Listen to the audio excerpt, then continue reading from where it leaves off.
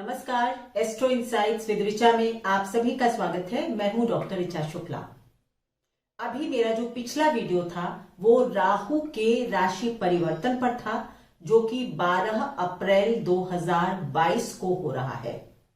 अगर राहु अपनी राशि बदल रहे हैं तो उनका शरीर यानी कि केतु भी उनके साथ ही राशि को परिवर्तित करेगा और वो भी 12 अप्रैल 2022 को तुला राशि में प्रवेश करेंगे। ये जो राहु और केतु की जो एक्सिस बदल रही है, यानी कि वो अब अभी तक जो उनकी एक्सिस थी वो टॉरस यानी वृषभ और स्कॉर्पियो वृश्चिक की थी, अब एक खाना पीछे हट जाएंगे क्योंकि ये रेट्रोग्रेड चलते हैं। अब इनकी जो एक्सिस है वो मेष और तुला की हो जाएगी। तो ये दोनों की राशि को दोनों के राशि परिवर्तन को समझने के लिए हमको दोनों के राशि परिवर्तन को समझना होगा। अगर आपने मेरा राहु के राशि परिवर्तन का वीडियो अभी तक नहीं देखा है तो आप उसको अवश्य देखें, तभी आप इस वीडियो को समझ पाएंगे। उसका लिंक इसके डिस्क्रिप्शन में दे दिया जाएगा। पर आपको दोनों वीडियोस को साथ देखने पर ही समझ आएगा कि ये जो परिवर्तन हो रहा है राहु और केतु की राशि का, वो आपकी राशियों पर क्या प्रभाव देगा। जिस तरह सबसे पहले मैंने अपने वीडियो में, उस वाले वीडियो में बताया था राहु क्या है, उसी तरह मैं बात करूंगी आज केतु की। केतु को जब आपको समझना हो तो सबसे पहले आप ये समझ लें कि ये एक ध्वजा है, ये एक झंडा है, यानी कि आपके पूर्व जन्मों के कर्मों का कहां से आपकी आत्मा आ रही है, क्या करके आ रही है, क्या उसको इस जीवन में एग्जॉस्ट करना है, यानी आपका कार्मिक डीएनए बताने वाला ग्रह कौन सा है, केतु। तभी केतु को ध्वजा कहा जाता है। यानी झंडे से जिस तरह से हम दूर से ही पहचान लेते हैं ना कि ये भारत देश का झंडा है, यानी ये व्यक्ति भारत का प्रतिनिधित्व कर रहा है, उसी तरह से गेम्स वगैरह में आप देखते हैं ना, हमारे सारे खिलाड़ी क्या करते हैं, झंडा लेते हैं और झंडे से पता चल जाता है कि आप भारत को रिप्रेजेंट कर रहे हैं। उसी तरह केतु की प्लेसमेंट आपकी हॉरोस्कोप में बताती है कि आप किसको रिप्रेजेंट कर रहे हैं, क्या कर्म आपके बाकी हैं, क्या कर्म आप पूरे कर लेंगे तो राहु की जो प्लेसमेंट है, यानी राहु जो कि आपकी डिजायर्स है, तो वो तब पूरी होगी जब आप अपने पिछले जन्मों के कर्मों को काट लेंगे। तो सबसे पहली बात कि राहु कार्मिक डीएनए बताता है, आपकी पहचान बताता है। क्योंकि उसका सर नहीं है, इसलिए हमेशा ही उसकी खोज है कि मैं कौन हूं। तो आप अपनी पहचान कैसे बना सकते हैं, ये राहु बताता है। कौन से कर्म काट लेंगे तब आपकी पहचान बनेगी, ये राहु बताता है। राहु की ही तरह केतु भी जो है वो दैत्य स्वर भानु का ही एक सर और शरीर का हिस्सा है। तो ये मानिए कि दोनों में टेंडेंसीज एक जैसी थी, लेकिन क्योंकि सारी की सारी जो डिजायर्स वगैरह है, एम्प्लीफाई करने की जो इच्छा है, वो राहु के पास चली गई, क्योंकि वो सर है और केतु जो कि शरीर है, उसका सर ही अलग हो गया तो उसके पास कुछ बचा ही नहीं। इसलिए वो जो एक फीलिंग है डिटैचमेंट की, कटने की, अलग होने की, ये केतु देता है। इसीलिए केतु को कहा जाता है कि डिटैचमेंट देता है, मोक्ष देता है। क्योंकि अगर आपको ये समझ ही ना आए कि मैं कौन हूं तो आप क्या चाहेंगे, या फिर आपको ये समझ आ जाए कि मैं कौन हूं, क्या करने आया हूं, जब आप ये पूरा कर लेंगे तो भी मोक्ष मिल जाएगा। सो केतु की जो एनर्जी है वो डाइल्यूट करने की है, खत्म करने की है, दूर करने की है, डिटैच करने की है। राहु की बढ़ाने की है, राहु एम्प्लीफाई करता है, केतु कर्म को काटना बताता है, हाउ टू एग्जॉस्ट योर कार्मिक डेट्स, अपने ऋणों को किस तरह काटें, किस तरह कम करें, ये केतु बताता है। इसीलिए मैं राहु और केतु की एक्सिस को जब कुंडली देखती हूं तो सबसे ज्यादा महत्व देती हूं। सो ये जो गोचर हो रहा है ये एक पूरी पावर एक्सिस ब्रह्मांड की बदल रही है, क्योंकि अब केतु और राहु काल पुरुष के प्रथम और सप्तम स्थान में आ रहे हैं, यानी सबसे बड़ी एक्सिस जो है उस पर आ रहे हैं। तो सातवां केतु की जो ट्रांजिट है वो काल पुरुष में 7वें घर में हो रही है, यानी कि लिब्रा साइन तुला राशि में हो रही है। तो आप ये मानिए कि जैसा कि मैंने राहु के समय में कहा था कि सब लोग अपने आप को बेहतर करने का प्रयास करेंगे, क्योंकि राहु इस वक्त काल पुरुष में कुंडली में लग्न में है, और लग्न में राहु अगर मेष का होता है तो अच्छा देता है फल। तो सब लोग, हर कोई अपने आप को बेटरमेंट की तरफ ले जाने की प्रयास करेगा। लेकिन केतु जो कि काल पुरुष में 7वें घर में है, तो वो ये दिखाएगा कि कौन से कर्म आपको काटने हैं, किन रिश्तों को आपको छोड़ना है, कौन सी टाइल्स, कौन से बंधन आपको काटने हैं, तब आप आगे बढ़ पाएंगे या आपका जीवन अच्छा हो पाएगा। आप लोगों को पहली बात तो मतलब विश्व में हर किसी के लिए ये बहुत महत्वपूर्ण बात है कि आप ये पहचानिए कि कौन आपका है, कौन आपका नहीं है। ये एक जनरल प्रेडिक्शन सबके लिए है, चाहे वो देश हो। आप देखेंगे कि देशों में भी कि जो नीतियां हैं वो बदलेंगी, पुरानी मित्रताएं टूटेंगी, नई मित्रताएं होंगी। तो इस तरह की एनर्जीज अब ब्रह्मांड में प्रिवेल करेगी। अब बात होगी राशियों की। तो मेष राशि के लिए ये गोचर 7वें घर में होगा केतु का। तुला राशि आपके 7वें राशि में, आपके लग्न के सामने पड़ेगी, राशि के सामने पड़ेगी, क्योंकि आप लोग कंफ्यूज हो जाते हैं। राशि से देखना है ये गोचर भी, चंद्र राशि से या नाम के अक्षर से जो राशि आती है उससे देखें। तो आपकी राशि से 7वें घर से केतु भ्रमण करेंगे, इसलिए ये बहुत इंपॉर्टेंट है समझना कि आपके अपने मतलब बहुत ज्यादा अगर आप अपने ऊपर फोकस दे रहे होंगे राहु की वजह से, तो 7वां घर जो है वो आपको होल्ड बैक करेगा। इसका मतलब ये कि जब तक आप अपने जीवन साथी के को फोकस नहीं, मतलब उसका ध्यान नहीं रखेंगे, उसके इमोशंस को ध्यान नहीं रखेंगे, तब तक आप आगे नहीं बढ़ पाएंगे। यानी कि आपको अपने संबंधों को, यानी पर्सनल संबंधों को एक बार नए सिरे से देखना होगा। अगर आपको लगता है कि आपने पूरा प्रयास कर लिया और फिर भी आप सुधार नहीं कर सकते और इसी वजह से आप आगे नहीं बढ़ पा रहे हैं, तो आप में से बहुत लोग मेष राशि वाले ये सोचेंगे कि ऐसे संबंधों को अब मैं तोड़ दूंगा और आगे बढ़ूंगा। यानी कि पर्सनल लाइफ में थोड़ी सी उठापटक केतु दे सकते हैं, इसलिए अपने पर्सनल संबंधों पर ध्यान दें। इसी तरह आप अगर व्यापारी हैं तो अपने व्यापार के संबंधों पर भी ध्यान दें, अपने पार्टनर्स के साथ भी। बहुत लोगों के साथ ऐसा होगा कि पार्टनर्स बदल जाएंगे। अगर प्रेम संबंध कोई चल रहा है और आपको लग रहा है कि ये तो व्यक्ति मेरे जीवन में एक रोड ब्लॉक बन रहा है, तो आप उसको छोड़ देंगे। केतु की एनर्जी काटने की है, जोड़ने की नहीं है। तो अगर 7वें घर में है तो संबंधों पर थोड़ा आपको ध्यान देना होगा, पर अपने विवेक से सोचना होगा कि क्या आपने अभी तक अपने संबंधों को अच्छे से जिया है, समझा है, उनको तवज्जो दी है। अगर हाँ और फिर भी कुछ ठीक नहीं हो रहा, तो आप आगे बढ़ने का इस 1.5 साल में विचार करेंगे। आपके स्पाउस की हेल्थ को थोड़ा सा प्रॉब्लम हो सकती है। आप भी अगर महिला है खास करके, तो आपके रिप्रोडक्टिव ऑर्गन्स में कुछ प्रॉब्लम हो सकती है। पुरुष है तो भी यूरिनरी ट्रैक्ट वगैरह में कुछ प्रॉब्लम हो सकती है। कई लोगों को इन्हीं पार्ट्स में सर्जरी वगैरह भी हो सकती है। अब बात होगी वृषभ राशि। आपके लिए जो केतु हैं वो 6ठे घर में जा रहे हैं।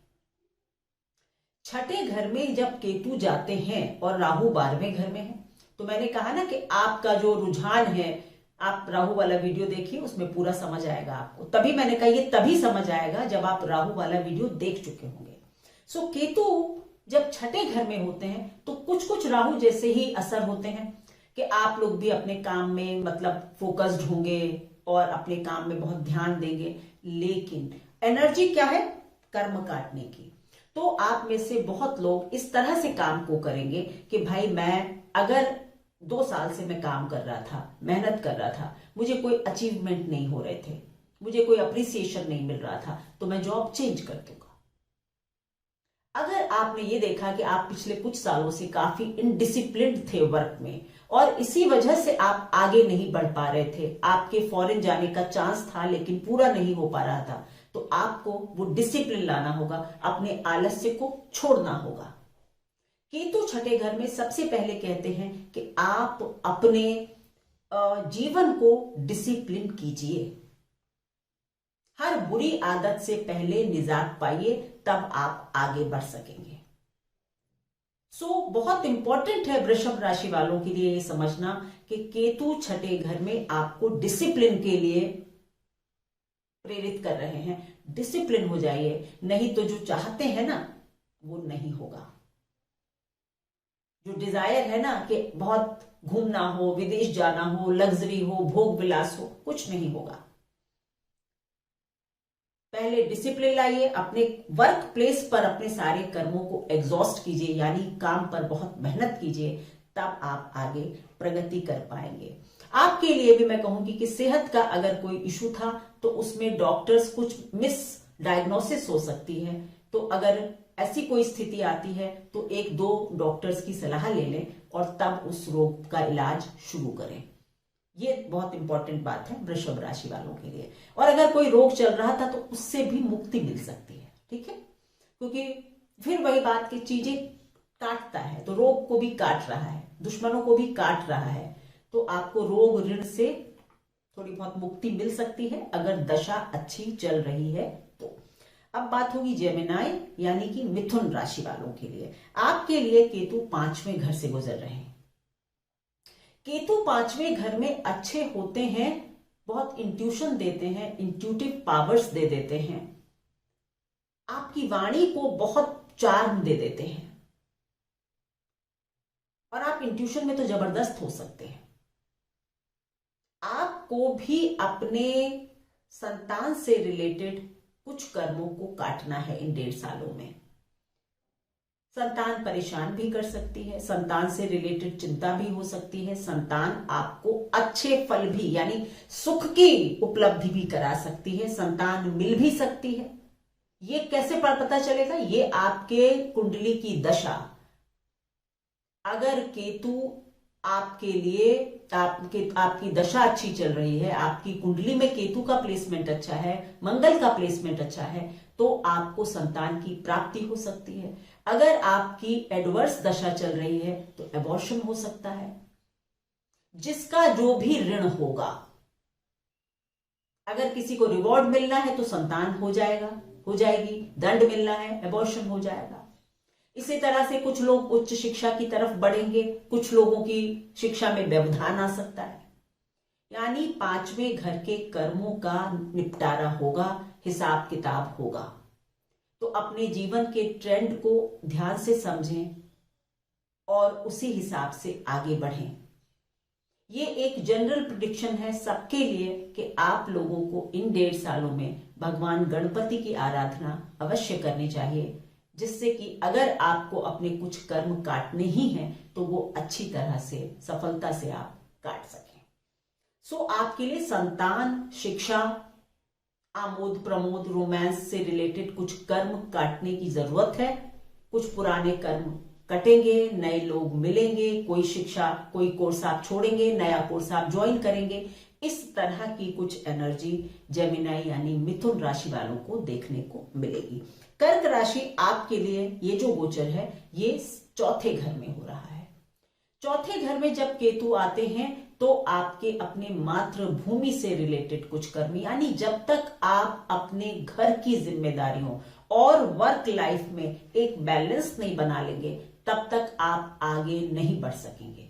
या ऐसा भी आप लोग को दिखाई पड़ेगा, बहुत लोगों को, कि घर जो है ना, फैमिली की रिस्पॉन्सिबिलिटीज आपको बांध रही हैं। मां का स्वास्थ्य आपको बांध रहा है, मां की जिम्मेदारी आपको बांध रही है। इस वजह से आप जितनी ग्रोथ कर सकते थे उतनी नहीं कर पा रहे हैं। और कुछ लोगों के लिए यह भी होगा कि सारे कर्म कट गए हैं, तो आपकी काफी ग्रोथ, क्योंकि राहु 10वें घर में होगा, तो आप अपना सारा फोकस जो है वो करियर पर लगा रहे होंगे और बहुत ग्रोथ देखने को मिल सकती है। ये जो चीज मैं कहती हूं कि कुछ को ये और कुछ को ये, वो आपकी अपनी पर्सनल कुंडली के हिसाब से कि आपकी दशा कैसी चल रही है, आपको क्या मिलना है, इस भाव से रिलेटेड कर्मों का निपटारा हो रहा है। सो ये कुछ चीजें कट रही हैं। कुछ लोगों की मदर के स्वास्थ्य को काफी हानि हो सकती है। कुछ लोगों का घर बदल सकता है, जहां रह रहे हैं वहां बदल जाए, ट्रांसफर हो सकता है, अपने घर को छोड़कर दूर जाना पड़ सकता है। कुछ लोग दूर से अपने घर भी वापस आ सकते हैं। मां का स्वास्थ्य आपको वापस ला सकता है। तो इस तरह की एनर्जीज और प्रभाव केतु देगा। सिंह राशि, आपके लिए तीसरे घर में केतु है। तीसरा स्थान वाणी, कम्युनिकेशन सबसे बड़ा। आपके छोटे भाई बहन अगर हैं तो ठीक, नहीं है तो कोई बात नहीं, तो दोस्त हो सकते हैं। कम्युनिटी, आपका नेबरहुड, आज जो समाज में आप रहते हैं वो भी तीसरा घर है। तीसरे घर से मतलब तीसरा घर चौथे घर से 12वां होता है, तो वहां भी मां से रिलेटेड आपके लिए भी कुछ दिक्कत हो सकती है। मां का स्वास्थ्य या मां की हानि भी बहुतों को, अगर दशा या मां की किसी की है तो वो भी हो सकता है। ये बातें मैं इसलिए बोलती नहीं हूं क्योंकि आप लोग इसको अक्षरशः सोचते हैं और फिर कहते हैं, ऐसा कुछ नहीं है। इंडिकेशंस हैं, जिसकी जैसी दशा होगी इनमें से वैसा ही फल आपको देखने को मिलेगा। तो सबसे पहले आपको अपनी वाणी से रिलेटेड कर्मों को काटना है। इसका मतलब क्या हुआ कि आपको बहुत सोच समझ कर बोलना है, क्लियर कट बात करनी है। कोई गोल मोल बात मत कीजिए। आप ये मत सोचिए, मतलब जैसे कहते हैं ना, शुगर कोट करके आपने बात कह दी, लोगों ने कुछ और तरीके से समझ ली, आपका पर्पस सॉल्व नहीं हुआ। दोस्त दुश्मन बन गए, दुश्मन दोस्त बन गए। यानी वाणी पर कंट्रोल रखिए, सोच समझ कर बोलिए, अन्यथा आपके संबंध आपस में दोस्तों से, भाई बहनों से खराब हो सकते हैं। अगर आप खेल के जगत से जुड़े हुए हैं तो ये गोचर बहुत ही अच्छा साबित हो सकता है। केतु खिलाड़ियों के लिए तीसरे घर में बहुत अच्छा प्रभाव देता है। अगर सिंह राशि है, खिलाड़ी है, तो फिर आपके लिए ये गोचर बहुत अच्छा हो सकता है। अगर आप सोशल मीडिया वगैरह से जुड़े हैं तो भी आपकी वाणी जो है वो आपको प्रसिद्धि दिला सकती है। कन्या राशि के लिए केतु का जो गोचर है वो दूसरे घर में हो जाएगा, ठीक है, क्योंकि 7 नंबर जो है तुला राशि आपके दूसरे घर में आ जाती है। तो केतु जब दूसरे घर में होते हैं तो वाणी, परिवार और धन, यानी कि परिवार की वेल्थ को बंटवारा हो या उसमें कोई प्रॉब्लम हो, इसकी संभावना बहुत बढ़ जाती है। आपके वाणी आपका बहुत बड़ा नुकसान करेगी। हो सकता है कि आप अपने परिवार के बीच में रुपए पैसे को लेकर कुछ ऐसे वाद विवाद की स्थिति खड़ी कर दें जिसकी वजह से आपके संबंध सब तरफ से खराब हो जाए। तो कन्या राशि वालों के लिए परिवार के संबंध पैसे के लिए खराब ना करें। फैमिली डिस्ट्रीब्यूशन अगर वेल्थ का है, वो आपको लग सकता है कि आपको फेयर शेयर नहीं मिल रहा, लेकिन आप ये जरूर सोचिएगा क्या आपने अपने घर की पूरी जिम्मेदारियां उठाई थी। अगर जिम्मेदारियां नहीं उठाई तो शेयर भी नहीं मिलेगा, न्याय होगा। तो आपके लिए इस तरह की चीजों का इंडिकेशन केतु देता है। अब बात होगी तुला राशि। तुला राशि के लिए तो आपकी राशि पर ही गोचर करेंगे। राशि पर जब केतु का गोचर होता है तो सबसे पहली बात ये कि आप अपनी गलतियों से ही सीखते हैं, आप अपनी गलतियों से ही सीखेंगे। कई लोग इसमें जैसे कहते हैं ना, एक डिटैचमेंट के प्रोसेस से गुजरेंगे। कुछ का रुझान मोक्ष की तरफ होगा, कुछ का रुझान ज्योतिष और ऑकल्ट वगैरह की तरफ होगा। कुछ लोग अपने आप को ही कहते हैं ना कि मैं अपनी कुछ आदतों को बदल दूंगा जिससे कि मैं अपने अंदर एक नवीनता की अनुभव कर सकूं। तो केतु लग्न में आपके अंदर के बदलाव, आप अपने आप में ही कुछ चीज छोड़ेंगे, ऐसा दिखाई पड़ता है। अगर बहुत सांसारिक थे तो स्पिरिचुअल हो सकते हैं, मतलब बदलाव कुछ ना कुछ होगा। दूसरा ये कि कर्म कर्म काटने की बात है। अगर शरीर पर है तो फिर आपको अपने थोड़े से रोगों के लिए भी सावधान रहना चाहिए, क्योंकि शारीरिक कर्म सबसे ज्यादा रोग से ही कटते हैं। तो तुला राशि के लिए ये जो गोचर है वो सेहत की दृष्टि से थोड़ा सा ध्यान रखें आप अपना। वृश्चिक राशि, आपके लिए ये गोचर हो रहा है 12वें घर में। 12वें घर में केतु की स्थिति अच्छी मानी जाती है। आप काफी स्पिरिचुअलिटी की तरफ आगे बढ़ सकते हैं, मोक्ष की तरफ आपका दिमाग आगे बढ़ सकता है, और आपको ये एक अंदरूनी फीलिंग आ सकती है कि भाई बहुत मैंने कर लिया, धन कमा लिया, सब कर लिया, लेकिन अब मुझे कुछ अच्छे कर्म करने हैं।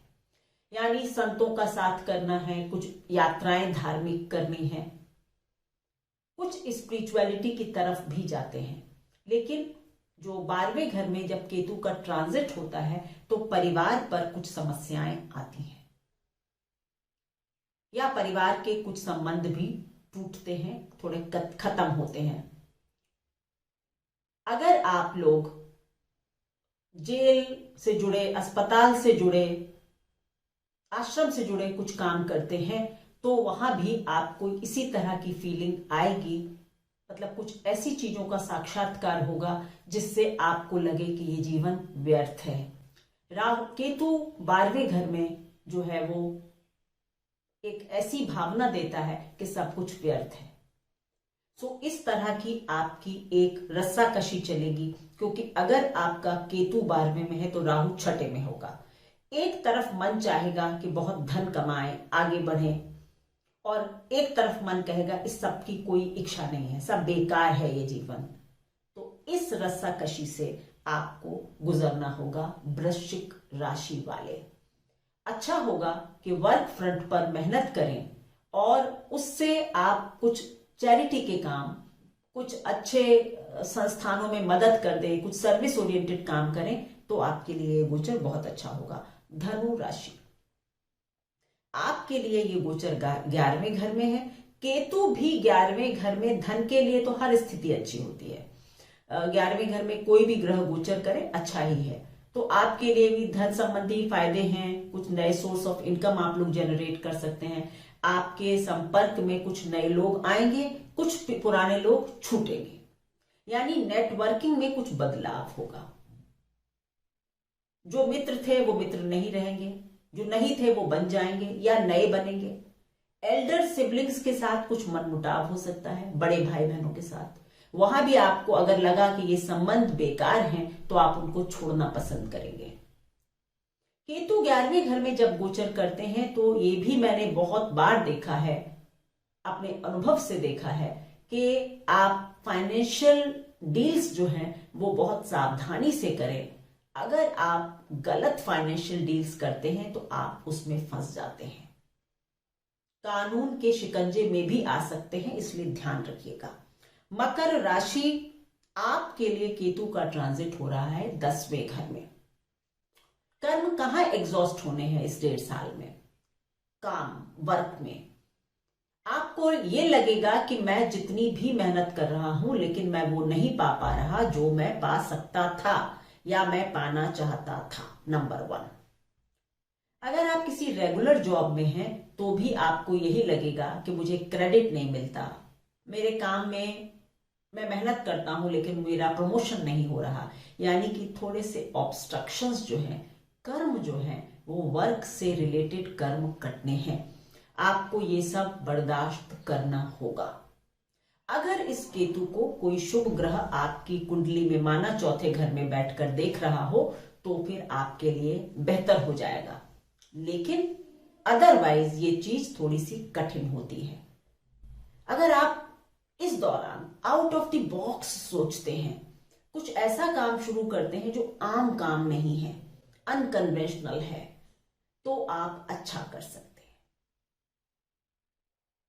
Anything which is not normal, common, यानी अगर आप ऑकल्ट से जुड़े लोग हैं, आप रिसर्च से जुड़े लोग हैं, आप किसी सीक्रेट सर्विसेज में हैं, आपका करियर अच्छा रहेगा, आपके लिए अच्छा होगा। अन्यथा पिता के स्टेटस में, आपके वर्क में, इसमें सब में थोड़े से ऑब्स्ट्रक्शंस या परेशानियां आप फील करने वाले हैं। दशा खराब होगी तो बहुत, और अगर दशा अच्छी होगी तो कम। कुंभ राशि यानी कि एक्वेरियस मून साइन, आपके लिए 9th हाउस में केतु जा रहे हैं। 9th हाउस में भी केतु की जो स्थिति है, ये एक तरह से पंचम, 5वें स्थान जैसी ही होती है थोड़ी बहुत। आपके लिए पिता से रिलेटेड, कुछ धर्म से रिलेटेड कुछ चीजें जो हैं, उनको आपको समझना होगा। आपको अपने पिता की अगर सर्विस करनी पड़ती है, पिता का कुछ ध्यान रखना पड़ता है, तो उसको करें। अगर आपको अपने धर्म के लिए कुछ करने का मौका मिलता, मतलब अच्छे कार्य करने का, हिंदू मुस्लिम नहीं, अच्छे कार्य करने का, कुछ चैरिटी करने का, कुछ सर्विस करने का, आपको इस साल अवश्य 1.5 साल प्रयास करना चाहिए। आप लोगों को भी हायर लर्निंग की तरफ, मंत्र साधना, सिद्धि, प्राणायाम, इस सब की तरफ, रेकी, हीलिंग, इस तरह की अगर आप उच्च शिक्षा की तरफ जाना चाहते हैं, आप जा सकते हैं। आप में से बहुत लोग अपनी स्किल्स को इंप्रूव करने के लिए प्रयास करेंगे। थोड़े बहुत ऑब्स्ट्रक्शंस अवश्य आएंगे, लेकिन अगर आप प्रयास कॉन्स्टेंटली करते रहेंगे तो आपके लिए बहुत अच्छा होगा। 9th हाउस के केतु भी कई बार विदेश यात्राएं भी करवा देते हैं। आप अपने लेक्चर्स वगैरह के लिए बाहर जा सकते हैं। इस तरह के प्रभाव केतु के होंगे। मीन राशि, आपके लिए केतु 8वें घर में। 8वां घर अगर आप देखें तो काल पुरुष में ये मंगल का घर होता है, तो केतु के लिए 8वां घर फेवरेट स्थान है। एक तरफ तो आप धन को प्राप्त करने के बहुत सारे, क्योंकि राहु दूसरे में होगा, लेकिन दूसरा क्या है, 8वां घर केतु है। जब तक आप कहते हैं कि आप अपने कार्य करने के तरीकों में अच्छे से शोध नहीं करेंगे, अन्वेषण नहीं करेंगे, मतलब सोच समझ कर अगर आप कार्य नहीं करेंगे, तो आपके लिए मुश्किल हो जाएगा। आपको बहुत सोच समझकर, ध्यान केंद्रित करके काम करने की जरूरत है। इंजरी, चोट चपेट लगने की गुंजाइश बन सकती है।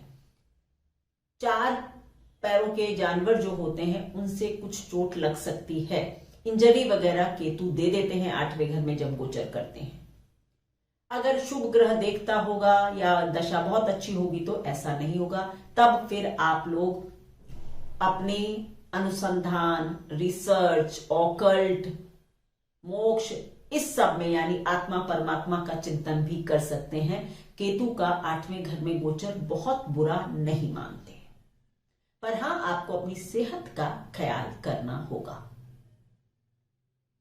आपके भी ससुराल पक्ष में किसी व्यक्ति की, या तो आपके संबंध ससुराल पक्ष से खराब हो, या किसी ससुराल पक्ष के किसी व्यक्ति की जीवन, मतलब कुछ परेशानी हो हेल्थ रिलेटेड, इसकी भी संभावना बनती है। तो ये थी मेरी एनालिसिस केतु के राशि परिवर्तन की, गोचर की, और आपकी राशियों पर प्रभाव की। राहु का वीडियो देखें, उसके बाद केतु का वीडियो देखें, और अगर पहले ये देख रहे हैं तो वो वीडियो अवश्य देखें, तभी आप इन टोटलिटी क्या आपके ऊपर असर होगा आप समझ सकेंगे। धन्यवाद। आप लोग मेरे चैनल को लाइक करें, शेयर करें, सब्सक्राइब करें। Thank you so much. एक बात आप लोगों से बहुत इंपॉर्टेंट मुझे करनी है, आप लोग इस जो नंबर आपको इस स्क्रीन पर दिखाया जाता है मुझे कांटेक्ट करने का, उस पर फोन कृपा करके ना करें, क्योंकि फोन रिसीव नहीं हो पाएगा। मैं बहुत व्यस्त रहती हूं। लेकिन हां, इसकी जो चैट होती है, यानी व्हाट्सएप चैट, वो मेरे स्टाफ के पास है, तो अगर आप व्हाट्सएप पर मैसेज करेंगे तो आपको आंसर अवश्य मिलेगा। फोन नहीं उठ सकेगा, फिर आप लोग सोचते हैं कि गलत नंबर है, हम आपसे कांटेक्ट नहीं करना चाहते। ऐसा नहीं है, आप अगर व्हाट्सएप पर मैसेज भेजेंगे तो आपको अवश्य जवाब मिलेगा।